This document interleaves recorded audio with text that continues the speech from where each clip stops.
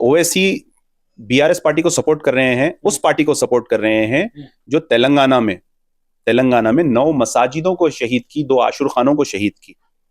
अगर हम कोई दूसरे मजहब के भाई की इबादतगाह का एक ईंट भी एक साइड से दूसरे साइड पे रखते हैं तो हम जिंदगी भर जेल से नहीं निकलते हैं, केसों में मुलजिम हो जाए।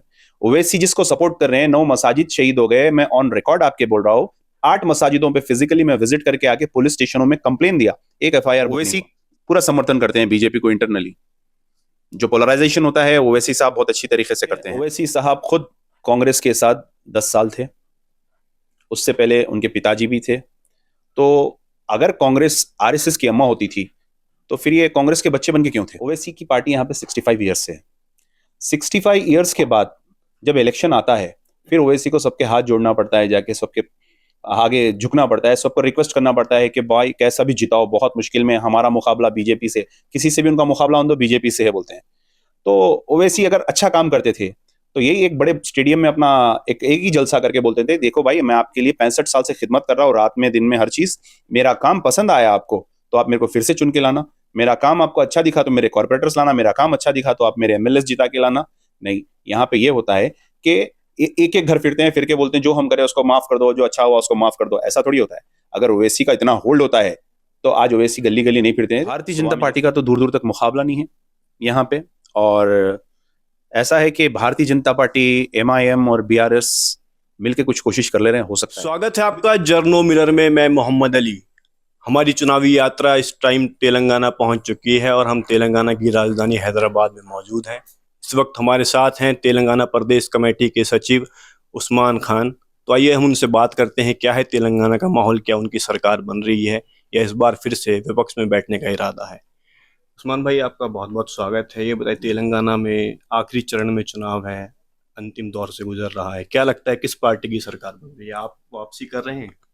बिल्कुल, बहुत अच्छी मेजॉरिटी से, कम से कम 80 अबव सीट्स हमारे यहाँ पे आएंगे, क्योंकि जो ऑपोजिशन है हमारी, जो बीआरएस पार्टी है, जो आवाम से वादे करी थी, खुसूसन माइनॉरिटीज़ के साथ जितने वादे वो करे थे डे वन से, एक भी फुलफिल नहीं किया।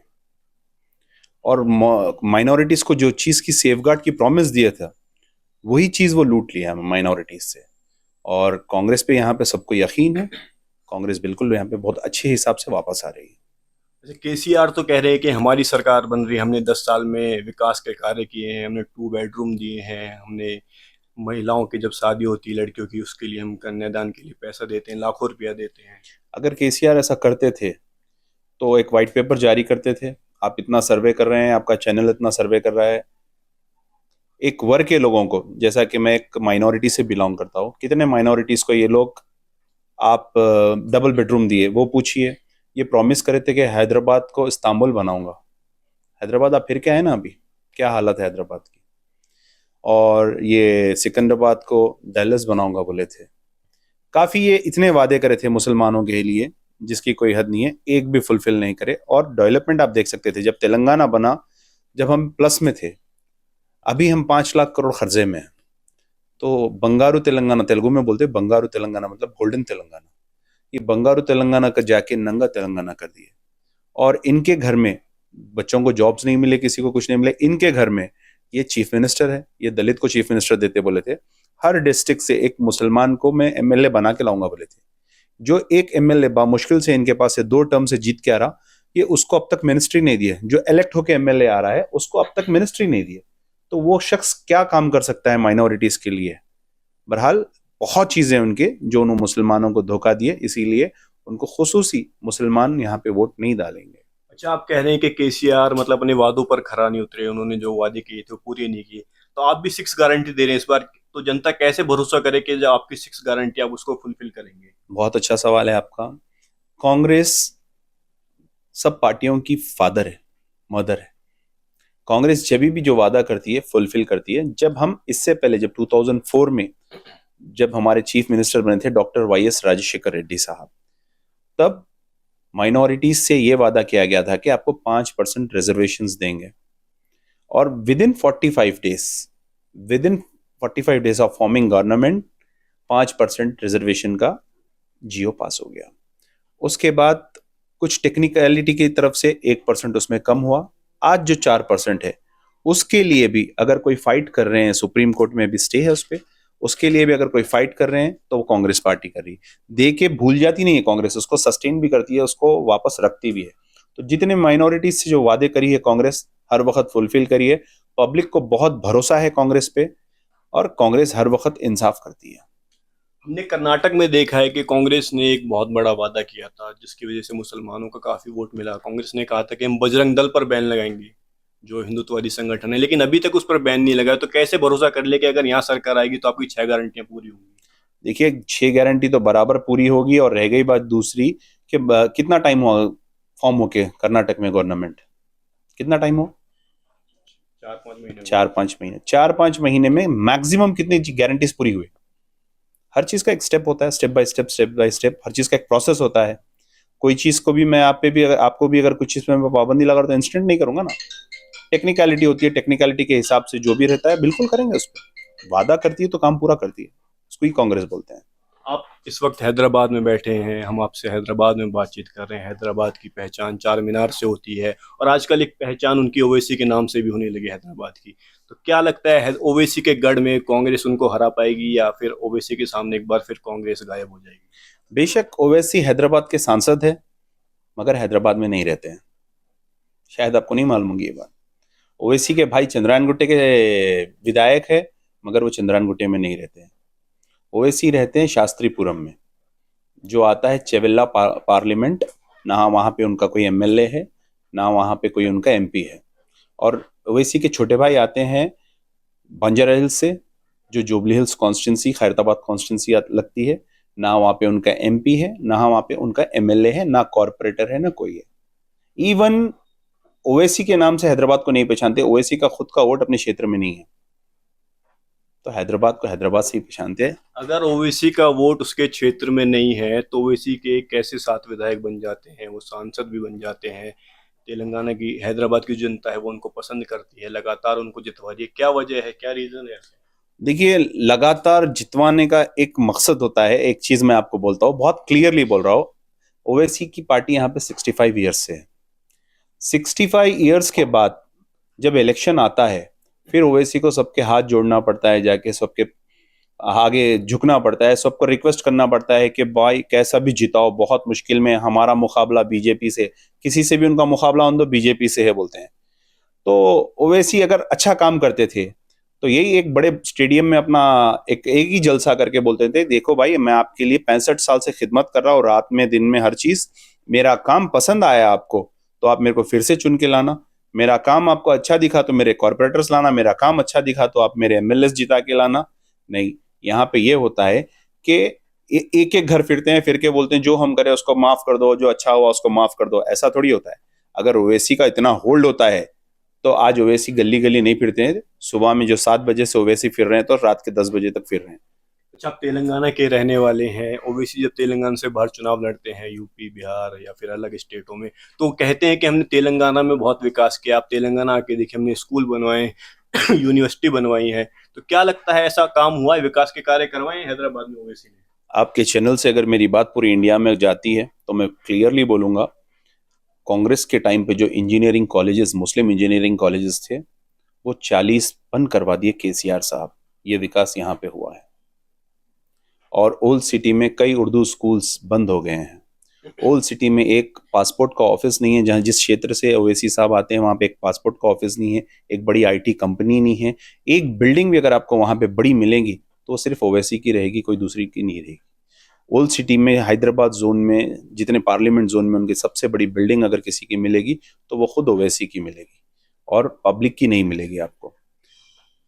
अच्छा सर, जिस तरह से आप कह रहे हैं कि वैसी जो है यहाँ पे काम नहीं किया है डेवलपमेंट, लेकिन जो वैसी अभी राजस्थान दोनों भाई गए थे वहां पे वो कह रहे थे कि मुसलमान बस वोट डालते हैं यहाँ के, हम वहां पे जो है सियासत में रहते हैं और हम अपना काम जो है सरकार से करवाते हैं। इसको किस तरह देख रहे हैं? देखिए ओवैसी बीआरएस पार्टी को सपोर्ट कर रहे हैं, उस पार्टी को सपोर्ट कर रहे हैं जो तेलंगाना में 9 मसाजिदों को शहीद की, 2 आशुर खानों को शहीद की।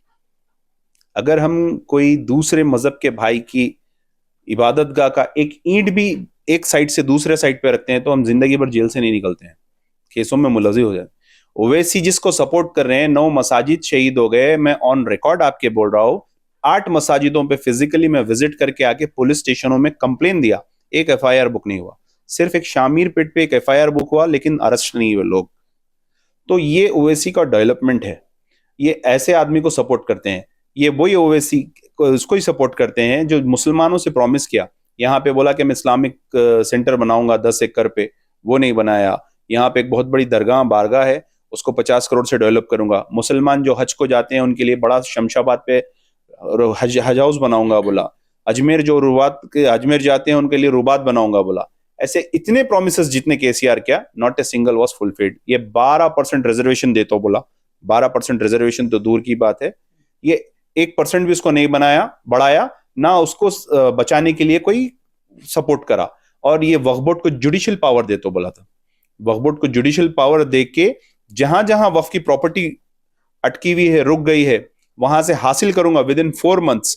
और जो कब्जा हो गई है वहां से खींच के जो खेती खेती करने का जो नागर होता है ना, वो नागर चला के क्लीन करके दूंगा बोला। पर यही खुद मुसलमानों की 1654 एकड़ प्राइम लैंड, जो 8 लाख 10 लाख रुपए भी गज नहीं मिलती है, वो 5 लाख करोड़ की जमीन खुद तेलंगाना गवर्नमेंट को पार्टी बनाकर तेलंगाना वक्फ बोर्ड से ये खुद हासिल कर लिया। अच्छा सर, लेकिन जिस तरह कह रहे हैं आपके, लेकिन ओवैसी तो कह रहे हैं कि कांग्रेस जो आरएसएस की अम्मा है और जो है हमारा मुकाबला कांग्रेस पार्टी नहीं कर सकती, हम जो है सारे पत्ते खोल लेंगे कांग्रेस के। देखिए, ओवैसी साहब खुद कांग्रेस के साथ 10 साल थे, उससे पहले उनके पिताजी भी थे। तो अगर कांग्रेस आरएसएस की अम्मा होती थी तो फिर ये कांग्रेस के बच्चे बन के क्यों थे? ये केसीआर जब गवर्नमेंट फॉर्म नहीं किया था 2014 मार्च में, इनका छोटा भाई अकबरुद्दीन ओवैसी अपने खुद के दारुसलाम से ठहर के ये बोले थे कि जो गुलाबी बीजेपी है, केसीआर की पार्टी का फ्लैग पिंक है, तो ये बोले कि जो गुलाबी बीजेपी है, केसीआर गुलाबी बीजेपी है बोले। आज वही गुलाबी बीजेपी के साथ ये तालमेल कर रहे हैं। अच्छा, केटीआर का एक नया बयान सामने आया जिसमें वो कह रहे हैं कि हमें चाहे अल्लाह से लड़ना पड़े या भगवान से लड़ना पड़े, हम आप लोगों लड़के काम करवाएंगे। इस बयान को किस तरीके से देख रहे हैं? देखिए, ये मेरा मानना है कि अल्लाह सुब्हाना ताला से ज़्यादा पावरफुल कोई नहीं है और हमारा ईमान उस पे है। और मेरे जो गैर मज़हब के भाई, हिंदू भाई है, उनका ईमान भगवान पे है, वो भगवान को मानते हैं। ये सृष्टि बनाने वाला भगवान, ये दुनिया कायनात बनाने वाला अल्लाह सुब्हाना ताला। हम अपनी तकलीफ भी होती है तो उनसे मांगते हैं, हमारा ईमान उन पे होता है। उनसे लड़ने की बात एक जाहिली कर सकता है और एक डिस्टर्ब आदमी कर सकता है, सेंसेबल आदमी नहीं कर सकता है। अभी केटीआर बहुत ज्यादा डिस्टर्ब हो गए हैं क्योंकि उनके पैर के नीचे से हुकूमत निकलती हुई इनको दिख रही है।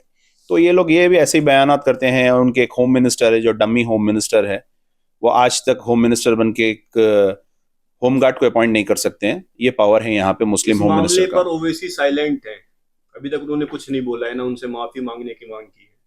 नहीं, ओवैसी वो मामले में नहीं बोलेंगे। ओवैसी रेवंत रेड्डी टोपी क्यों नहीं पहने, रेवंत रेड्डी टोपी क्यों उतारे, और कांग्रेस वाले वहां क्यों गए, कांग्रेस वाले यहाँ क्यों गए, ये इस पे बोलेंगे। केसीआर के ऊपर वो नहीं बोलेंगे। केसीआर ने एक सभा में एक मुस्लिम ने उनके उठ के पूछा कि साहब 5 साल हो गए, आप हमको 12% रिजर्वेशन देते बोले थे, क्या हुआ उस रिजर्वेशन का? तो वो पूरी सभा में बोलता है, बैठ तेरे बाप को बोलता हूं। मेरे से पूछता 12% रिजर्वेशन? एक चीफ मिनिस्टर एक मुस्लिम को एड्रेस करता है, उस पर वैसे ही नहीं बोलते हैं। तो लिहाजा ये खुद भी एक प्रेशर में है, ये खुद जाके वोट कटिंग करते हैं। अब हम जहां जहां ये जाएंगे इलेक्शन लड़ने के लिए, हमारे स्टेट का इलेक्शन हो जाने दीजिए, बराबर हम हमारी पार्टी की तरफ से जाएंगे। जो हकीकत है वो आवाम को भी बताएंगे, हिंदुस्तान को भी बताएंगे। हम हिंदुस्तान में, हम उस पार्टी में काम करते हैं, कांग्रेस पार्टी हिंदुस्तान को जोड़ने का काम करती है, तो हम जोड़ने का काम करते हैं। अच्छा, भारतीय जनता पार्टी भी दावा कर रही है कि इस बार तेलंगाना में हम सरकार बनाने जा रहे हैं, क्या लगता है आपको? भारतीय जनता पार्टी का तो दूर दूर तक मुकाबला नहीं है यहाँ पे। और ऐसा है कि भारतीय जनता पार्टी, MIM और BRS मिलके कुछ कोशिश कर ले रहे हैं, हो सकता है। अमित शाह का कहना है कि अगर हमारी सरकार बनी तेलंगाना में तो जो 4% मुस्लिम आरक्षण है उसको खत्म किया जाएगा। ये सब एक मुस्लिम कम्युनिटी को डराने के लिए ये BRS से दिया हुआ गया फंडा है कि मुस्लिम डर के फिर वो करना। लेकिन मुसलमान यहाँ के बहुत समझदार है। जैसा कर्नाटक के मुसलमानों ने बहुत 92% वोटिंग करके कांग्रेस को जिताया है। आज यहाँ पे वे वही चल रही है, कांग्रेस को इंशाल्लाह जिताएंगे जरूर। जो गुस्ताख रसूल राजा सिंह के खिलाफ ओवैसी उम्मीदवार नहीं खड़ा करते हैं, बल्कि अजहरुद्दीन के सामने अपना उम्मीदवार खड़ा कर देते हैं, इसको किस तरीके से देख रहे हैं? देखिए, अजहरुद्दीन के खिलाफ कैंडिडेट खड़ा है, ये आप खुद समझ सकते हैं, और वो कैंडिडेट एक जगह का कॉरपोरेटर है, वो भी एक टाइम पे कांग्रेस का यूथ लीडर था। आज उसको ओवैसी साहब यूज करके उसको एमआईएम का कैंडिडेट बनाए, और उनका जो बड़ा भाई है, जो कैंडिडेट का बड़ा भाई है, वो हमारे माइनॉरिटी सेल का बड़ा आदमी था, चेयरमैन था। तो अब ओवैसी साहब सभाओं में भी यही बोल रहे हैं कि गोपीनाथ को वोट दो। तो सीधी सीधी बात है, वोट कटिंग कर रहे हैं ओवैसी साहब, ताकि राजा सिंह के खिलाफ क्यों नहीं उम्मीदवार उतारा हूँ? राजा सिंह भी तो उनका ही कैंडिडेट है ना, उम्मीदवार उतारने की क्या जरूरत है? राजा सिंह बीजेपी इसका ओबीसी का ही कैंडिडेट है, फिर क्यों नहीं उतारे? आप उस क्षेत्र के एमपी है, तो आपके एक कैंडिडेट तो उतारना चाहिए था ना। मतलब आप बड़ा आरोप लगा रहे हैं कि राजा सिंह ओबीसी का कैंडिडेट है। ओवैसी खुद बीजेपी का कैंडिडेट है भाई। ऐसा है कि ओवैसी पूरा समर्थन करते हैं बीजेपी को इंटरनली। जो पोलराइजेशन होता है ओवैसी साहब बहुत अच्छी तरीके से करते हैं। तो यही सीधी सीधी खुली बात है। सर, आप कह रहे हैं कि ओवैसी बीजेपी के कैंडिडेट है? नहीं, ओवैसी पूरे हिंदुस्तान में फिरते और कहते हैं कि बीजेपी का कोई मुकाबला करता है, उसका नाम असदुद्दीन ओवैसी है, मजलिस मुकाबला करता है। मैं आपको बोल रहा हूं, जिस क्षेत्र से असदुद्दीन ओवैसी साहब के छोटे भाई आते हैं, जहां पे उनका घर है, वहां का एमपी बीजेपी का है। जहां पे ओवैसी साहब बॉर्न एंड बॉटअप हुए हैं, वहां का एमपी बीजेपी का है। ये जहां पे जिस घर में बॉर्न एंड बॉटअप हुए हैं, 65 इयर्स में ना वहां पे उनका एमपी रहा है ना एमएलए रहा है। और ये जहां पे अभी प्रेजेंट रह रहे हैं शास्त्रीपुरम में, वहां पे ना उनका एमपी है ना एमएलए है। तो आप लोग समझ सकते हैं कि ओवैसी साहब जहां पे रहते हैं, ये उनका बेस वहीं पे नहीं है।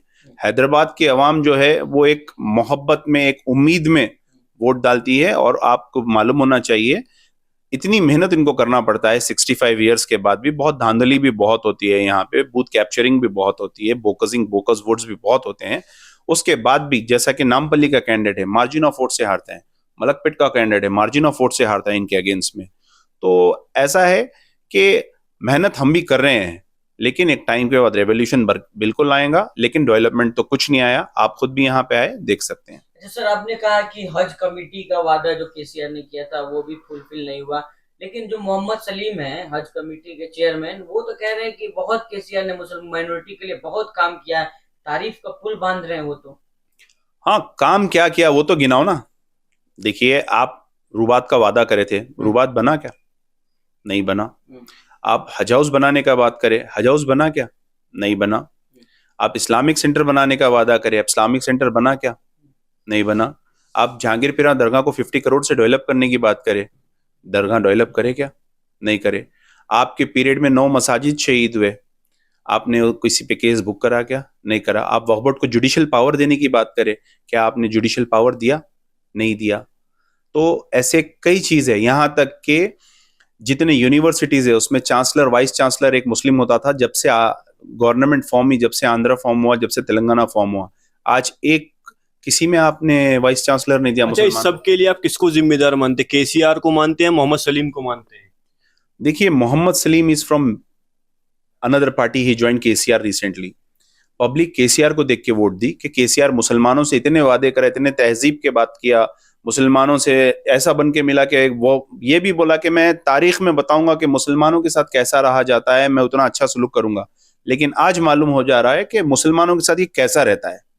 तो हर चीज का जिम्मेदार के चंद्रशेखर राव है, जो इस यहाँ का होम मिनिस्टर महमूद अली है, वो एक एमएलसी है। जो इलेक्ट होके आता है वो शकील नाम है कैंडिडेट का, 2 बार से इलेक्ट होके आता है। पूरे तेलंगाना में एक ही कैंडिडेट मुस्लिम वो जीत के आता है, उसको 2 बार में मिनिस्ट्री नहीं मिलती है। तो इससे आप अंदाजा लगा सकते हैं। केसीआर के घर में पूरे मिनिस्ट्री है, केसीआर चीफ मिनिस्टर, बेटा जो है आईटी मिनिस्टर, बेटी एमएलसी, और एक Harish Rao minister, finance minister. तो पूरे घर में ही पूरा कैबिनेट है इनका। Thank you.